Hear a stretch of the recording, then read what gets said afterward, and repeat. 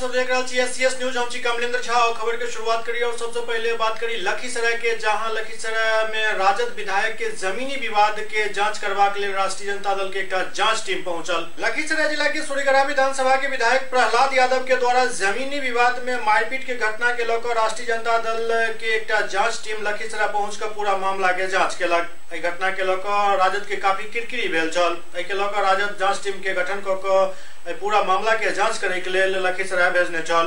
जांच टीम में बिहार राजद के मुख्य प्रवक्ता विधायक भाई वीरेंद्र, पूर्व श्रम संसाधन मंत्री जमुई के विधायक विजय प्रकाश, पीरपैती विधायक रामविलास पासवान, प्रदेश प्रवक्ता उर्मिला ठाकुर, प्रदेश सचिव मोहम्मद गुलाम रब्बानी शामिल छला।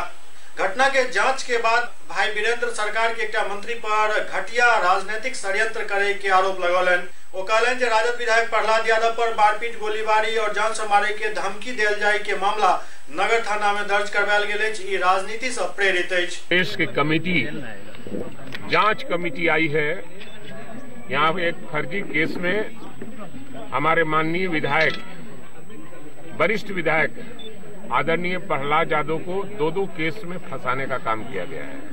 सरकार के इशारे पर और एक अपराधी के कहने पर, जो खुद अपराधी हो और 420 के मुकदमा उस पर दर्ज हो, फर्जरी का केस उस पर दर्ज हो और कई बार उसका मैंने बाउंस किया चेक और कई लोगों का घर कब्जा करने और जमीन कब्जा करने का केस उस पर दर्ज और थानेदार अपने बगल में बैठा था। इसलिए कि सरकार के से अच्छे रिश्ते इनके रहे हैं। सरकार के एक मंत्री के ये सगा संबंधी लगते हैं कि उनके क्या लगते हैं ये नहीं जानते हैं। ये सब चाल हो रहा है। मुंगेर से चुनाव होने वाला है और मुंगेर के चुनाव में विधायक जी साथ है तो विधायक जी आरजेडी जिसको मदद करेगी, जो हमारा महागठबंधन का उम्मीदवार है उसको ना मदद करेगी।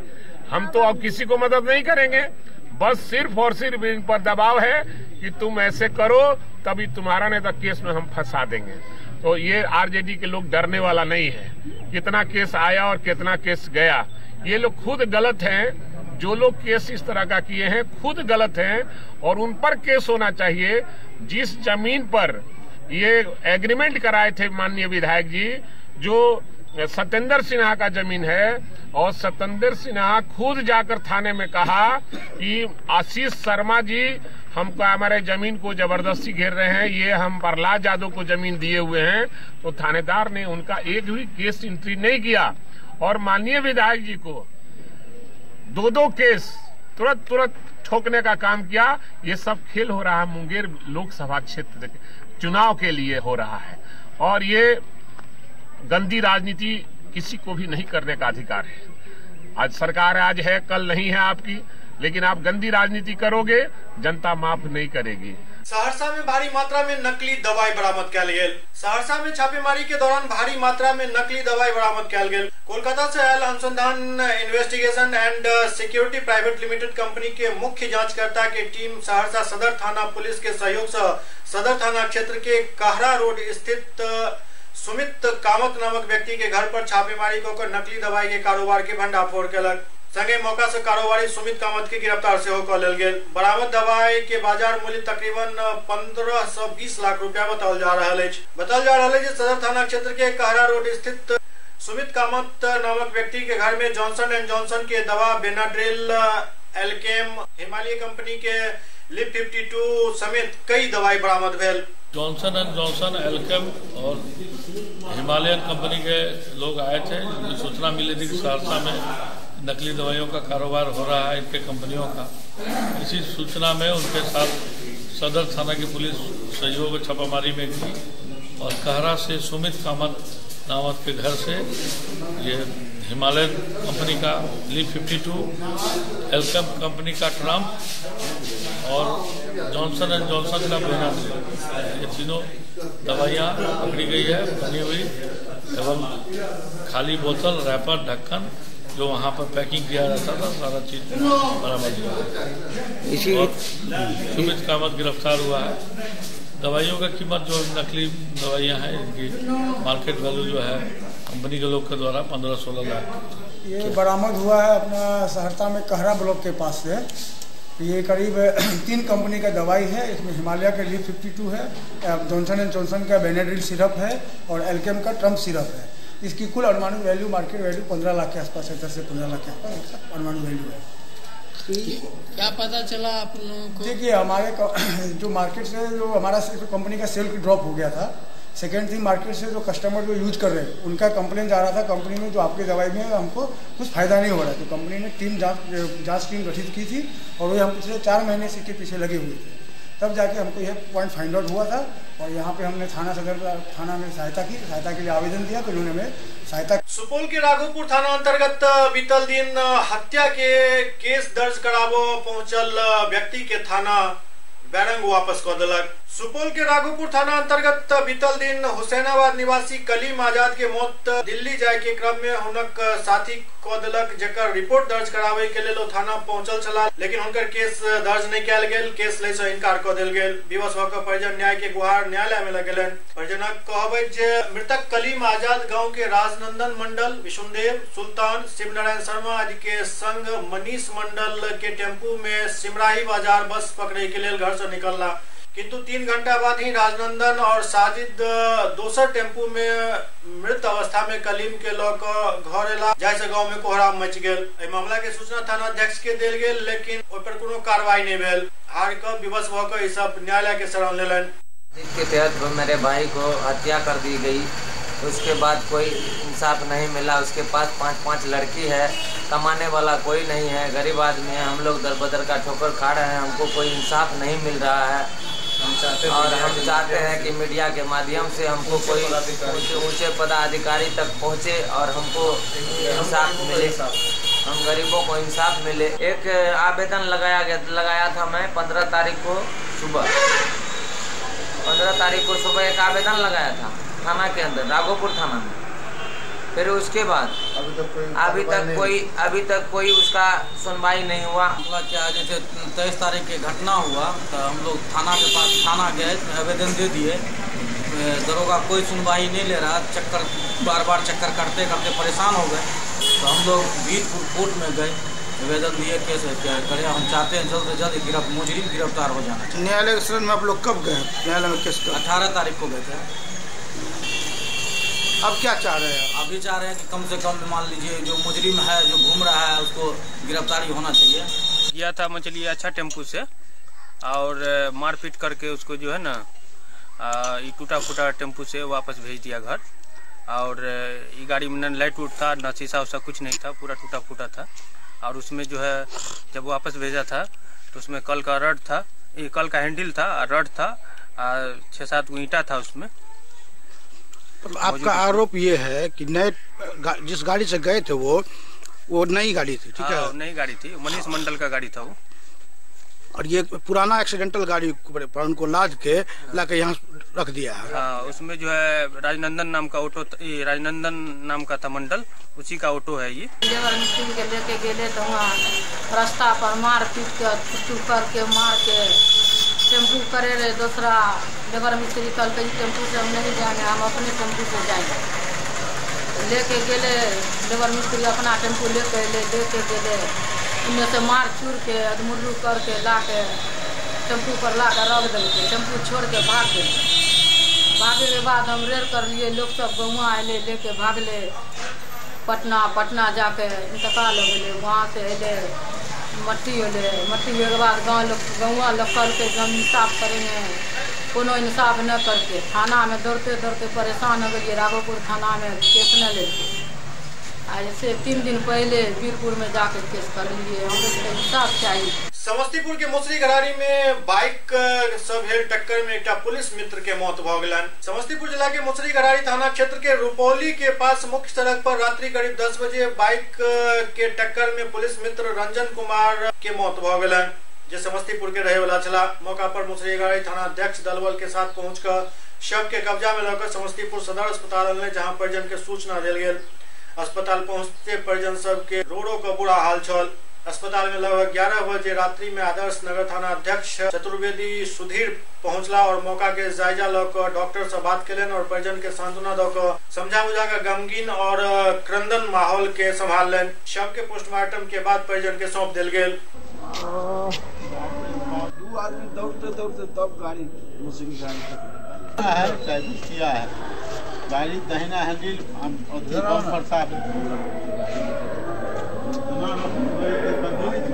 सुपौल सदर में Radhe Shyam teacher training college में 3 दिवसीय अष्टयाम के आयोजन किया गया।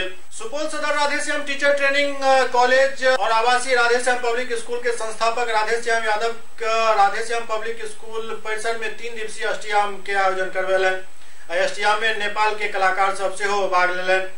समापन पर संस्थापक राधेश्याम यादव कहलन जे स्कूल उद्घाटन से पूर्व विद्यालय के भूमि पर अष्टयाम एवं हवन के माध्यम से विद्या वाहिनी सरस्वती देवी के आह्वान किया गेल, जैसे बच्चा में बुद्धि के और ज्ञान के विकास हुआ। वो कहलन जे छात्र में पढ़े के जिज्ञासा रहते, ज्ञान के कमी नहीं है, तैयो योग्य शिक्षक के अभाव में वो ज्ञान प्राप्त करे से पीछा रह जाए। आवे वाला समय में बेरोजगारी के मार इनका सबके झेलो पड़े। ऐ सबके देखे विद्यालय के निर्माण किया गेल हन।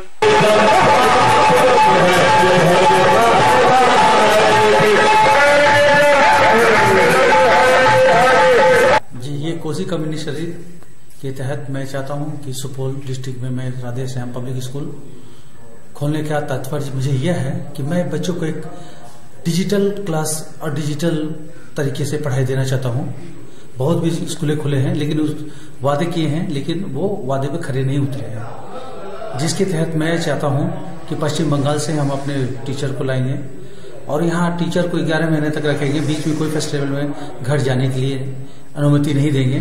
बच्चे को प्रॉपर वे में हम ट्रांसपोर्टिंग फैसिलिटी देंगे, प्लस बच्चे को लैब देंगे, कंप्यूटर प्रशिक्षण के बाद प्लेइंग ग्राउंड हम देंगे प्ले करने के लिए, अथवा एक्स्ट्रा डेवलपमेंट हम बच्चे के ऊपर ध्यान देंगे। मद्देनजर रखते हुए चाहते हैं कि हमारे जो सुपौल को लोग हैं, आप इस संदेश को देखें और हमसे आगे जुड़े। मैं जितना अधिक से अधिक कोशिश करूंगा अच्छी बेहतर से बेहतर आपको सुविधा प्लस बच्चों का अच्छा एक स्टडी देने का प्रयास करूंगा। मैं घोघटिया के बिरोल गांव में मिथिला इंडियन गैस एजेंसी के उद्घाटन भेल। घोघटिया प्रखंड के चिकना पंचायत अंतर्गत बिरोल गांव में नवनिर्मित मिथिला इंडियन गैस वितरक एजेंसी के विधिवत उद्घाटन फुलपरास के विधायक गुलजार देवी फीता काट को केलन। एहि मौका पर अपना संबोधन में विधायक कहलन जे एतो गैस एजेंसी खुलला से घोघटिया फुलपरास एवं मधेपुर प्रखंड के ग्रामीण इलाका के उपभोक्ता के काफी सुगमता से गैस उपलब्ध हो सकत। एहि के तहत प्रधानमंत्री उज्ज्वला योजना के लाभ बीपीएल परिवार के भेट सकत। एहि मौका पर घोघटिया के थाना अध्यक्ष रंजीत कुमार, चिकना के पूर्व मुखिया अमरकांत झा, पूर्व जिला पार्षद मोहम्मद रफीक, पूर्व सरपंच मोहन यादव समेत कई लोग उपस्थित चला।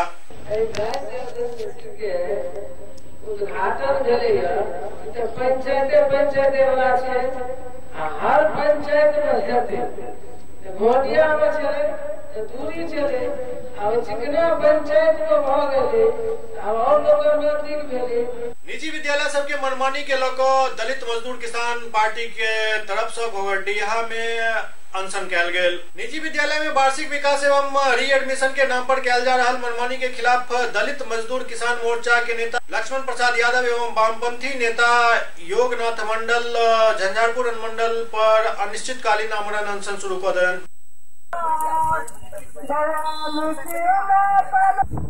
शिक्षा व्यवस्था जो स्वच्छ और पारदर्शी था, वो भी मुख्यमंत्री नीतीश के शासन में भ्रष्टाचार की गंगोत्री में बह रहा है और इसको देखते हुए लक्ष्मण रेखा को अच्छा नहीं लगा दलित मजदूर किसान मोर्चा को। इसलिए इस अनुमंडल के पदाधिकारी इस झंझारपुर प्रखंड के भ्रष्ट डीओ शंभू शरण सिंह जैसे लोगों को, लखनऊ प्रखंड के डीओ सीओ चंद्रशेखर कुमार जैसे पदाधिकारी को इस झंझारपुर में अम्बेडकर स्मारक के पास कब साल आना पड़ा था। एक बार 10 अप्रैल को और एक बार 21 मई से 5-18 मई तक, और तब डीसीएलआर साहब आए हुए थे। फिर कमिटमेंट हुआ, हर स्कूल को हिदायत दिया गया जो लॉटरी से नहीं होगा नामांकन, पॉलिटिकल व्यक्ति सामाजिक लोग को बुलाकर होगा, मुखिया के चपेट में नहीं होगा, कोई स्कूल ना करे नामांकन, सीरियल वाइज तरीके से होगा नामांकन। लेकिन कुछ धन्ना सेठ इस झंझारपुर जैसे ग्रामीण इलाके में भी समा गया है मिथिलांचल में। इस कचरे को सफाई करने के लिए और शिक्षा को स्वच्छ और पारदर्शी बनाने हेतु हमारे बीच पुनः कल से क्रांतिकारी नेता पूर्व मुखिया भाकपा माले बाबू जोगनाथ मंडल जी और दलित मजदूर किसान मोर्चा के राष्ट्रीय अध्यक्ष यानी माई लक्ष्मण प्रसाद यादव आमरण अनशन करने के लिए बाध्य हो चुका हूँ।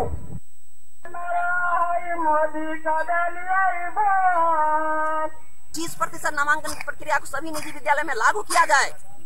नंबर 2, निजी सभी विद्यालय में पुनः नामांकन री एडमिशन के नाम पर हो रहे अवैध उगाही को बंद किया जाए।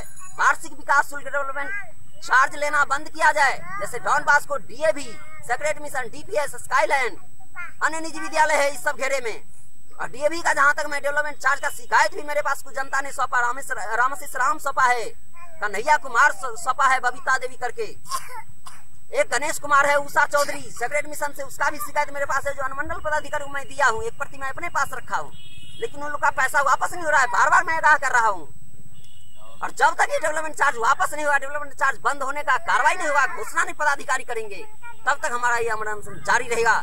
एससीएस न्यूज में अखन वक्त भऽ रहल अछि। एकटा ब्रेक के बाद समाचारक सिलसिला जारी अछि। दरभंगा शहर से बाहर यामाहा शोरूम के बहुप्रतीक्षित प्रतीक्षा समाप्त भेल। देकुली में यामाहा शोरूम के भव्य आगाज भेल। यामाहा शोरूम में यामाहा के कई तरह के गाड़ी उपलब्ध अछि। एहिठाम 48,000 से लऽ कऽ 3 लाख तक के बाइक उपलब्ध अछि और नया साल के मौका पर एहिठाम विशेष ऑफर के प्रावधान सेहो कयल गेल अछि। तो देर नहीं करू, जल्द पहुंचू यामाहा शोरूम और लिया अपन मनपसंद गाड़ी। ब्रेक के बाद पुनः स्वागत है। समस्तीपुर के कल्याणपुर प्रखंड में निर्भूमि व्यक्ति सब के बास्किट पर्चा निर्गत कयल गेल। समस्तीपुर जिला के कल्याणपुर अंचल अंतर्गत खरसंड पूर्वी पंचायत के मोरवा गांव वार्ड नंबर 12 में दलितक मसीहा सुदेश्वर राम जिला संयोजक भाजपा महादलित प्रकोष्ठ एवं भाजपा मंडल अध्यक्ष तेज नारायण के पहल एवं अथक परिश्रम के द्वारा अंचलाधिकारी कल्याणपुर के मेहनत से एतऽ के रामटोल निवासी सब के अस्थायी निवास के लिए बास्किट पर्चा आवंटन कार्य शुरू भेल। आब ओ दिन दूर नहीं जखन दलित निवासी सब के दबंग के दबिश से निपटारा मिल जाए। बास्किट पर्चा मिले से बस्ती में काफी खुशी के लहर छल।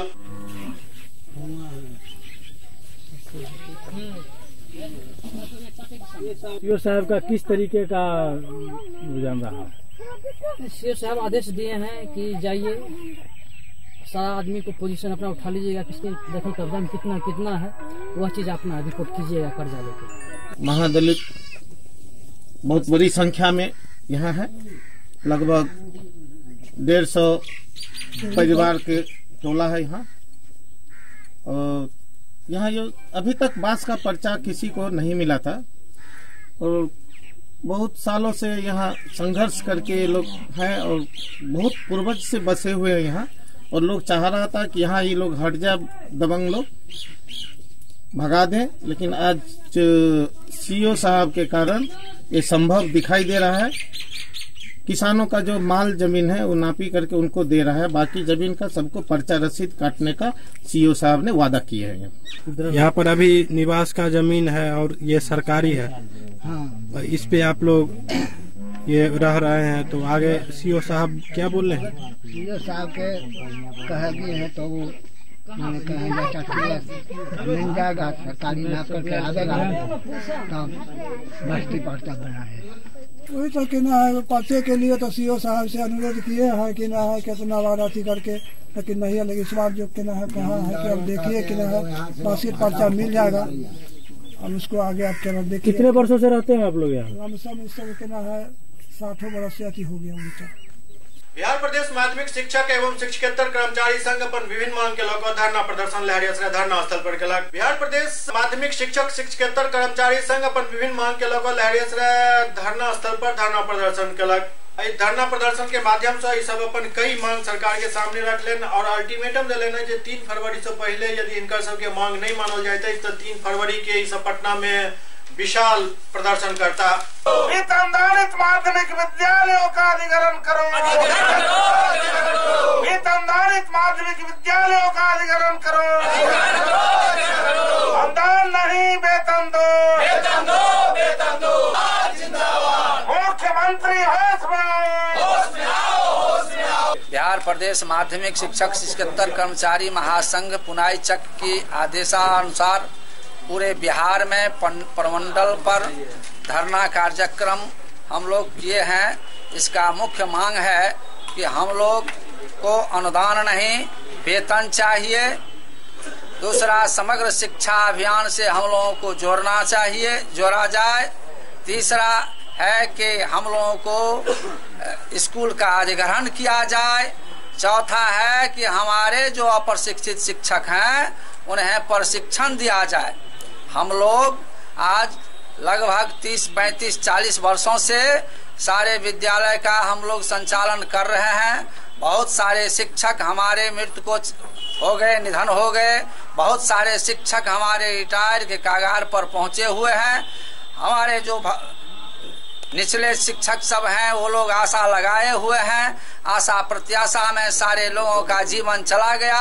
हम वित्त रहित अनुदानित शिक्षकों के बाल बच्चे शिक्षा नहीं ग्रहण कर सके, उच्च शिक्षा। आज हम लोग वेतन के लिए इस धरना प्रदर्शन में, इस प्रमंडल स्तरीय धरना प्रदर्शन किया है कि हम लोगों को अनुदान नहीं, वेतन चाहिए।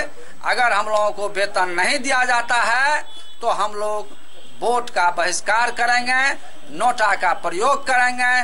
वेतन नहीं तो वोट नहीं, हम लोगों का यह नारा है। प्रदेश माध्यमिक शिक्षक शिक्षकेतर कर्मचारी महासंघ पुनाई चक पटना के द्वारा आयोजित ये तीसरा चरण का आंदोलन है।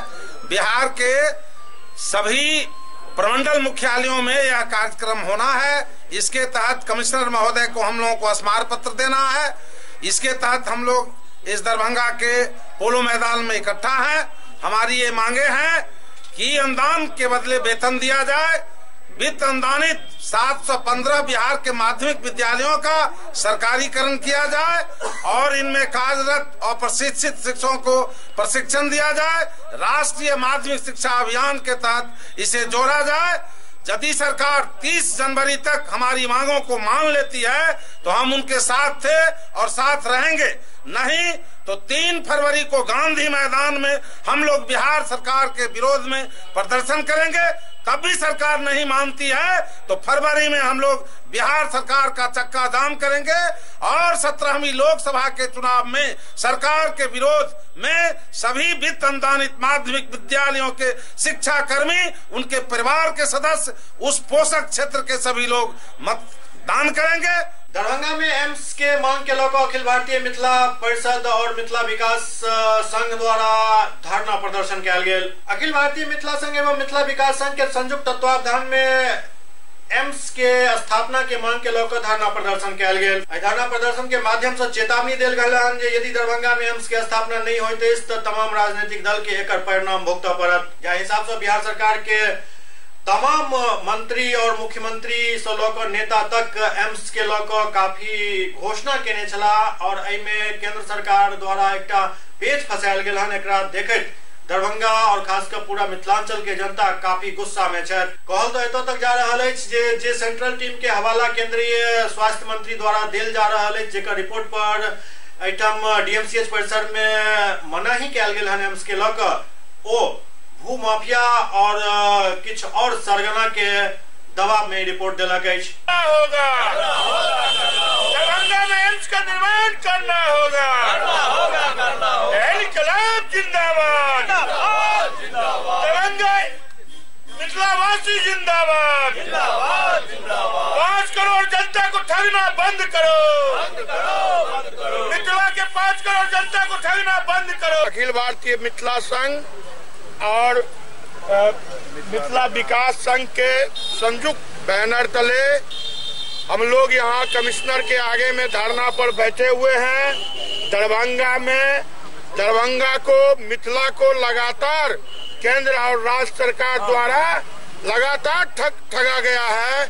लेकिन अंत में हम लोग यह खुशी इजहार हुआ लोगों में, सरकारी विपक्षी सारे लोगों में, कि कम से कम दरभंगा को चीनी मिल नहीं दिया, औद्योगिकीकरण नहीं किया और विकास नहीं हुआ।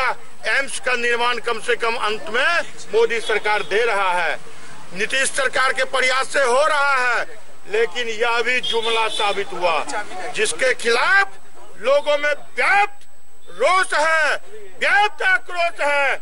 और आज हम लोग ऐसे बैनर में यहाँ धरना करने आए हैं जिसमें सरकारी से लेके विपक्षी तक सारे लोग, इस धरती के तमाम जागरूक नागरिक इस बैनर में आके आंदोलन करके एम्स का निर्माण करवा सकते हैं। आज आपको मालूम होगा भारत सरकार द्वारा मांग किया गया, बजट में प्रावधान हुआ, जो बिहार में 2 एम्स का निर्माण होगा। एक एम्स का निर्माण काम पटना में चल रहा है और दूसरा का यहाँ दरभंगा का नाम घोषित किया गया। दरभंगा से यहाँ से 202 एकड़ जमीन एक्वायर करके जो डीएमसीएच का बेकार जमीन पड़ा हुआ है, वह तमाम जमीन को एक्वायर करके उसके मानक के अनुकूल भेजा गया। लेकिन भारत सरकार के स्वास्थ्य मंत्री द्वारा उसको एक लाइन में रिजेक्ट कर दिया गया बिना किसी कारण के, और झूठा बहाना बनाया गया जो दरभंगा लो लैंड है, यहाँ बाढ़ की पानी आती है, जबकि बाढ़ की पानी पटना में भी आती है, समूचे बिहार में बाढ़ है।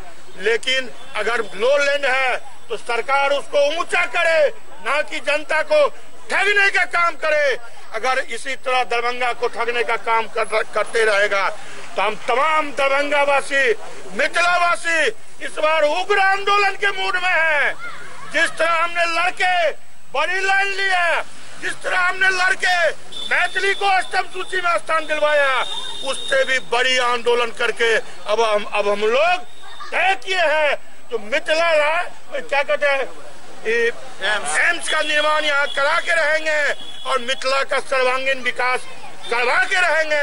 अब जुमलेबाजी पर लोग विश्वास करने के लिए तैयार नहीं है। 12 वर्षों से लगातार दरभंगा में एम्स हो, एम्स की स्थापना हो, इसकी जरूरत समझते हुए लगातार धरना के द्वारा सरकार को आगाह कर दिया रही। संजोगवश जब यह सुनने का मौका मिला कि दरभंगा में एम्स की स्वीकृति हुई, इससे पहले जब बिहार सरकार की विधान परिषद में दूसरे एम्स की, एक एम्स तो हो गया है पटना में, 2 एम्स की स्वीकृति हुई थी, जब बात चली तो वहां भी सरकार ने जवाब दिया कि दरभंगा में एम्स की जरूरत है, वहां से डिमांड हो रहा है। एम्स बने या अन्य कार्यालय बने, संजोग बस यहाँ लैंड की कोई कमी नहीं। एम्स की स्थापना के लिए स्वीकृति भी हुई। अन्य जिला में सहरसा भी डिमांड किए थे, थोड़ा मोड़ा हम लोग फिर से कनेक्टेड है। तो खुद केंद्रीय मंत्री, स्वास्थ्य मंत्री ने ये जवाब दिया था सहरसा के लोगों को कि चूंकि दरभंगा में एम्स की स्वीकृति हुई है अतः सहरसा को में नहीं बना।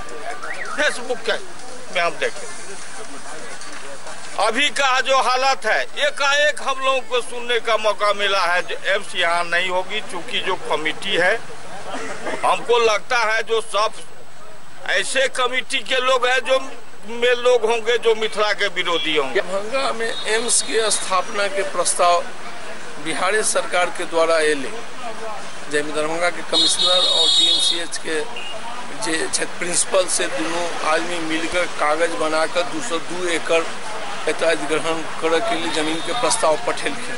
काज आगा बढ़ल छलिए आ केंद्र से आयल छलिए जे प्रत्येक राज्य में 2टा के एम्स हुई, जैमें एकटा एम्स पहले से पटना में छे। ई जहन गेली पटना से दिल्ली गेली कागज, तो दिल्ली में जेपी नड्डा कहलखिन जे एतऽ लो लैंड छे, पानी एतऽ लगै छै। दोसर बात कहलखिन बीच में रोड और अहाँ के अथी छे, अहाँ मतलब रेल लाइन छे अहाँ के बगल में, ताई से दिक्कत हेतै। जहन कि एहि तरह चीज में पटनो में छे, एतऽ जहन आप कोनो चीज बेसमेंट पर नहीं बनै छै, 10 फीट ऊपर उठाए के बनै छै, तो जहन पूरा एनएच जे छै से अहाँ के कोसी में आप पूरा गंगा में बनै छै, तो दरभंगा में जतऽ डीएमसीएच छै, सुपर स्पेशलिटी हॉस्पिटल छै, ततऽ एम्स भऽ सकै छै। लेकिन कहल जाइ छै जे एतऽ जे स्वास्थ्य स्वास्थ्य राज्य मंत्री अहाँ चौबे जी मतलब भागलपुर के हुनका इच्छा छनि जे कि मतलब भागलपुर में हुए से कतौ ने कतौ हुनकर ई बात लगे छनि भागलपुर में नहीं हैत तैं अहाँ के दरभंगा में वो अहाँ के टांग अड़ाबे के काज केलनि चाहे जाय कारण से जेपी नड्डा ई बात कहलनि है तो ई बात नरेंद्र मोदी सरकार के लिए ई बात एक गलत बात है। एतो वहाँ नीतीश कुमार के सरकार ई बात प्रस्ताव देने छले तो ओकरा ई बात मजबूती पूर्वक उठाबो और एत एम्स के स्थापना हो जाइमे लगभग 5 करोड़ से ऊपर आदमी एत इलाज कराबे छै जाइमे अहाँ नेपालक लोग अलग इलाज कराबे छै तैं एत एक सुपर स्पेशलिटी हॉस्पिटल के संगे जे एम्स हेते तो ताइमे जे अगर दिल्ली एम्स में सबसे बेसी लोग एतुका जाइ छै एहि लेल जे एत के लोग बीमार होइ छै तो एतुका लोग कम से कम पाई में कम खर्चा में गरीब गुरबा अपन इलाज करा सकत तैं अहाँ के एत हॉस्पिटल एम्स होक चाहिए से बात बिहार सरकार और मतलब भारत सरकार से हम सब आग्रह करी छे। बहेड़ी प्रखंड के सैकड़ों लोग बहेड़ी थाना प्रभारी के कार्यशैली से नाराज भऽ वरीय पुलिस अधीक्षक से भेंट केलन। बहेड़ी प्रखंड के सैकड़ों जनता बहेड़ी थाना प्रभारी के कार्यप्रणाली पर सवाल उठाबैत वरीय पुलिस अधीक्षक से भेंट केलन और मांग केलन जे सामाजिक कार्यकर्ता राम कुमार कुशवाहा के खिलाफ बहेड़ी थाना प्रभारी द्वारा जे निर्मूल आरोप लगायल जा रहा है और उनका केस में फंसावे के धमकी दिल जा रहा है, उनका केस में फंसायल जा रहा है, पर जल्द कार्रवाई कैल जाए। पूरा मामला में बड़े पुलिस अधीक्षक डीएसपी के पूरा मामला के रिपोर्ट जल्द से जल्द लावे के आदेश दिले। दयानंद महतो जी आरटीआई कार्यकर्ता हैं, इनके द्वारा भ्रष्टाचार का उजागर किया गया जो बहेड़ी प्रखंड में मनरेगा योजना में करोड़ों का घोटाला हुआ है, जिसमें लोकायुक्त कार्यालय से जांच हुआ है। जांच के क्रम में जो है वहां करीब उस पंचायत में 52 लाख रिकवरी का संभावना है, इसलिए दबाव दिया जा रहा था दयानंद महतो जी को कंप्रोमाइज करने के लिए। ये लोग नहीं माने तो लास्ट में साजिश के तहत थाना प्रभारी जो वहां के प्रभारी थाना अध्यक्ष हैं वो शराबी किस्म के हैं और वो व्यक्ति जो है गलत लोगों से उनका संबंध है। ये लोग प्लानिंग करके तब जो है इनके दयानंद महतो जी के यहाँ 1 बजे रात्रि में गए कि दयानंद जी को उठा के ले गए कि वारंट है और वारंट के नाम पर थाना पर लाया। थाना पर लाने में बोले कि पूछताछ करके छोड़ देंगे। फिर थाना पर ही जो है वो अपना व्यवस्था किए हुए थे और 19 बोतल दारू सो करके इनको जो है उत्पाद अधिनियम के तहत वो अभी शनिवार के शाम में भेजा गया। यदि वो दोषी होते तो सुबह में भेज दिया जाता, लेकिन जानबूझकर जो है देखा कि इस तरह का ही है तो लास्ट में शाम में जो भेजा गया। यह थाना प्रभारी और वहाँ के जो मनरेगा का दलाल है, बिचौलिया है, ये लोग मिलके साजिश के तहत इसको फंसाया गया। 1 बजे रात में थाना गए, केवाड़ी ढकढका के गेट खोले तो कहा आप पर वारंट है, तो कहे सब हम बेल करा लिया है, तब भी गाड़ी में बलजोरी बैठा के पूछ पाछ करके हम छोड़ दे। अब थाना पर ले गया, कहा दारू को शो कर दिया है। कौन? विजय महतो थाना। किसको ले गया था? हमको पति को। क्या नाम है पति का? दयानंद महतो। कहाँ घर हुआ आपका? नरेगा। कितने आदमी को लेके आए हैं? कभी दारू पीते नहीं है, बेचते नहीं है। एक ही नाम थी यहाँ का? हम रामरती कुमारी। कब ऐसा घटना हुआ है? शुक्र को रात में 1 बजे। बलवंतपुर स्थित पचाड़ी छावनी परिसर में भव्य दुल्हा दुल्हन मंदिर के निर्माण किया जाते के बारे में प्रेस कॉन्फ्रेंस के माध्यम से जानकारी दिलन मोनी बाबा।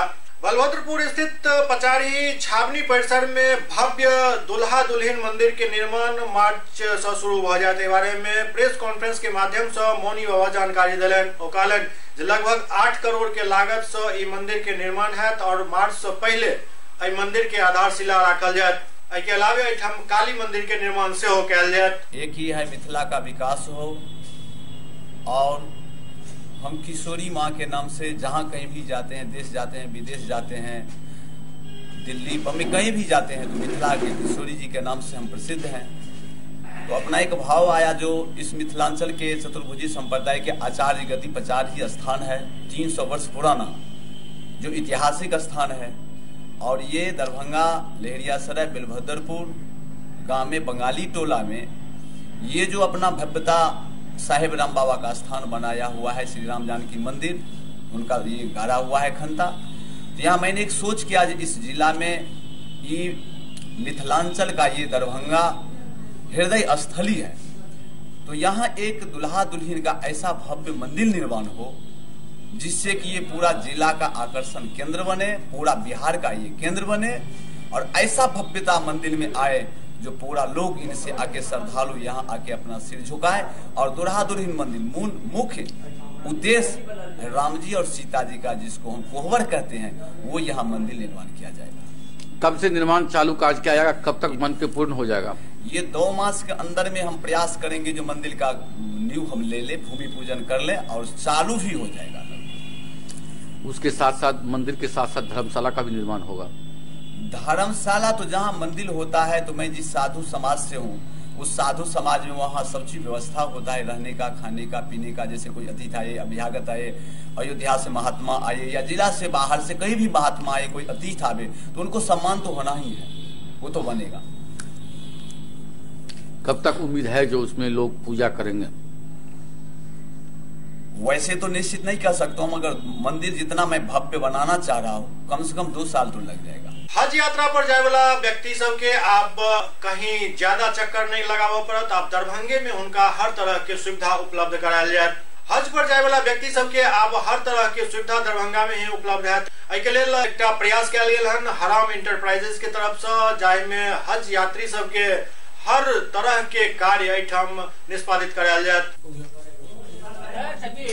यहाँ पे हाजियों को जो उम्रा करने जाते हैं लोग मक्का मदीना, वहाँ बड़ी तकलीफ होती थी वीज़ा प्रोसेसिंग में, पैकेज मिलने में, वहाँ होटल रुकने में।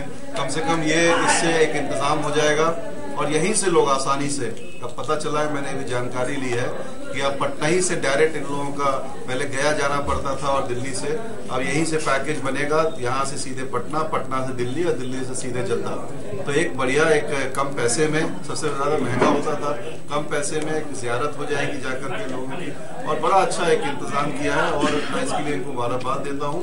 और जैसी कि जानकारी मुझे मिली है इनसे कि पहला जत्था जो है 11 फरवरी को जाएगा, बुकिंग पहले अब मिलनी भी शुरू हो गई है, और 10 से ज़्यादा लोग की जब एक ग्रुप बन जाएगा तो 11 फरवरी को पहली फ्लाइट भी से ये लोग भेजने का काम करेंगे। मैं इसके लिए इनको ढेर सारी मुबारकबाद देता हूँ। लोगों को बड़ी आसानी होगी इससे, और मुनासिब कीमत पे काफ़ी अच्छा पैकेज है, और हरम से और मस्जिद नबी से काफ़ी नज़दीक ये लोग इंतजाम कर रहे हैं। जो लोग उम्रा में जाएंगे उनको बड़ी आसानी होगी, काफ़ी अच्छा इंतजाम होगा। हम लोग दुआ देते हैं कि ये लोग अच्छे से काम करें। जाना पड़ता था, दिल्ली जाना पड़ता था उम्रा के लिए, उसके लिए ये बहुत आसान है। और क्योंकि काफ़ी दरभंगा मिथिला के अलावा पूरा रीजन जो है पूर्णिया सब रीजन ये इसमें आ जाएगा और बहुत आसानी होगी। पैकेज भी बहुत ज़्यादा महंगा नहीं है इनका, और ये है कि साहब जो पैकेज बनाया है 10 का बनाया है, ये भी बहुत कंफर्टेबल है कि 10 आदमी को मैनेज भी करने में आसानी होगी, वहाँ जाने में भी आसानी होगी, उसको देखभाल करने होगी। ये बहुत बड़ा अचीवमेंट है दरभंगा के लिए। यहाँ से लोग जो दरभंगा से और इस इलाके से जो है जो हज उम्रा के लिए जाते थे, तो फिर इनडायरेक्ट में दिल्ली, मुंबई, कलकत्ता ये सब के थ्रू जाते थे। यहाँ पर खुल जाने से होगा कि दरभंगा ही नहीं बल्कि अगल बगल का जो जिला है, पूर्णिया, किशनगंज, मधुबनी, उन लोगों के तरफ के लोगों को भी जो है सहूलत मिलेगी। और जैसा कि इन लोगों ने अभी बताया सहूलत के बारे में, तो सबसे बड़ी खूबी की बात है कि इन लोगों ने मदीना में भी और मक्का में भी हरम के नजदीक जो है इन लोगों के रहने का और सोने का जो इंतजाम किया है, जिससे ऑन फुट लोग जो है जाके मक्का में और मदीना में इबादत कर सकते हैं। SCS न्यूज के अंक में अगला अंक में फिर कुछ और समाचार संग उपस्थित है। तब तक अपने सब देखते रहो SCS न्यूज। नमस्कार।